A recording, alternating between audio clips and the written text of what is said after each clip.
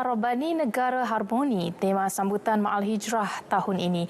Namun, bagaimana kita sebagai warga Malaysia menterjemah tema itu untuk direalisasikan dalam menuju sebuah negara yang harmoni? Memahami lebih mendalam, kita bersama Muhammad Arif Cik Soh di Kompleks Islam Putrajaya. Silakan Arif. Terima kasih Zahra. Bagi melahirkan Ummah Rabbani, perkara paling utama adalah peranan ibu bapa dalam membentuk sifat kepribadian anak-anak mengikut ajaran Islam sebenar. Ia kerana pendidikan yang tidak berpaksikan agama menyebabkan institusi kekeluargaan akan pincang tanpa tunjang yang kukuh. Laporannya bersama Syafiqah Saad.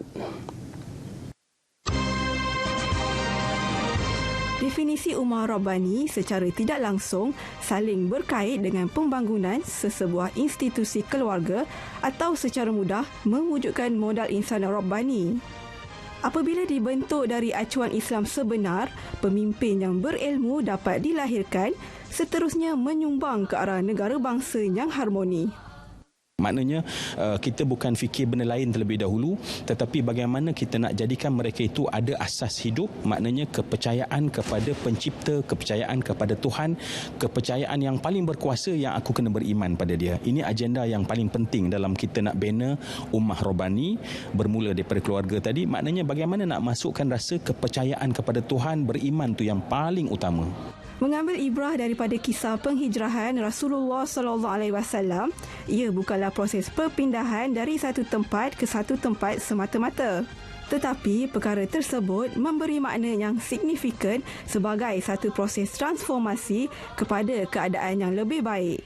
Dan manusia dia perlu ada contoh. Manusia tak dengar tetapi manusia lihat. Jadi kalau itu saya kira pemimpin tak kira apa level sekalipun, bila dia sedar akulah yang menentukan mungkin family aku akan menjadi cemerlang ataupun sebaliknya, apa saja level yang kita sebut tadi, maka dia mesti balik tanya pada diri kita, adakah ilmu aku comply dengan apa yang ada pada hari ini, dan adakah baik aku. Dan Allah sebut dalam Al-Quran simple saja dua sifat yang mesti ada.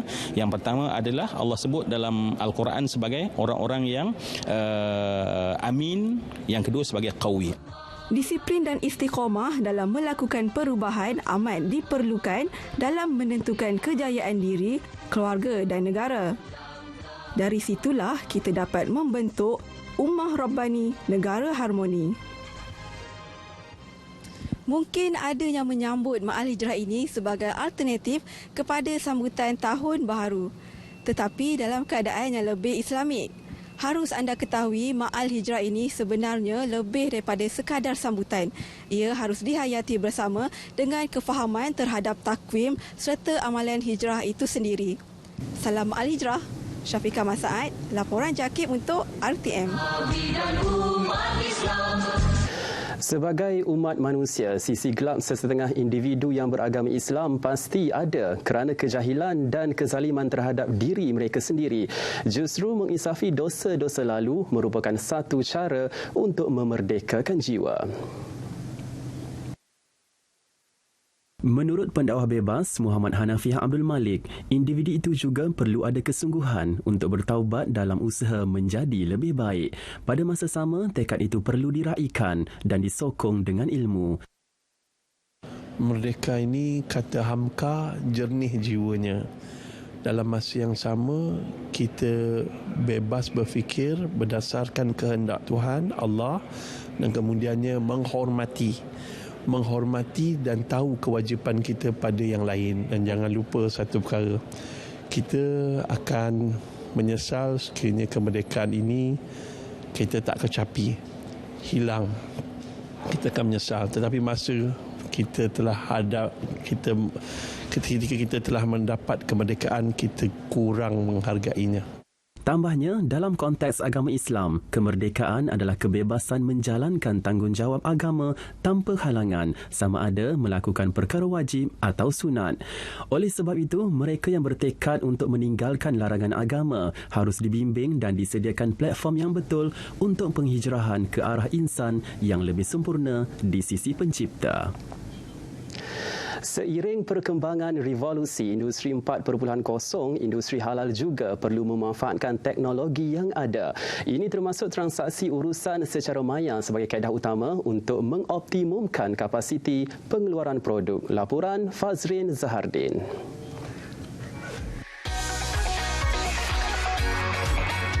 Menyedari kepentingan serta keperluan merealisasi konsep halal dan thayyiban, selain berinteraksi dengan pengguna menerusi pelbagai aplikasi atas talian atau secara maya, sebenarnya pengaplikasian teknologi pada mesin pengendalinya terbukti mampu mempertingkat pengeluaran sekaligus mengatasi permintaan kian meningkat dari semasa ke semasa. Hampir sedekad menceburi industri halal, pengusaha susu formula Sufian Tajuddin komited untuk menggunakan teknologi pendigitalan sepenuhnya menjelang 2025.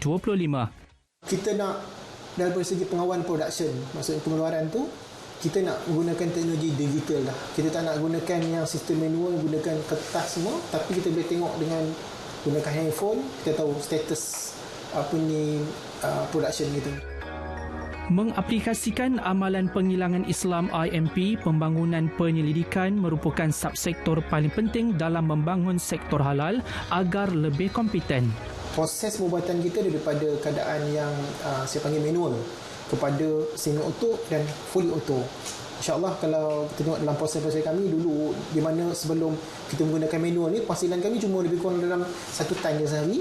Tapi bila kita pindah kepada teknologi IR 4.0 ni, kita dah boleh menghasilkan kira-kira 6 tan satu hari. Maknanya lebih kurang 5 kali peningkatan.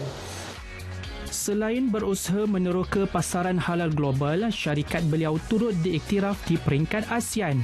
Sufi Diary Group Sendan Berhad telah menerima pengiktirafan sebagai pengusaha IKS berdigital yang berpotensi pada Anugerah Perniagaan ASEAN 2019 di Thailand. Fazrin Zahardin, laporan JAKIM untuk RTM.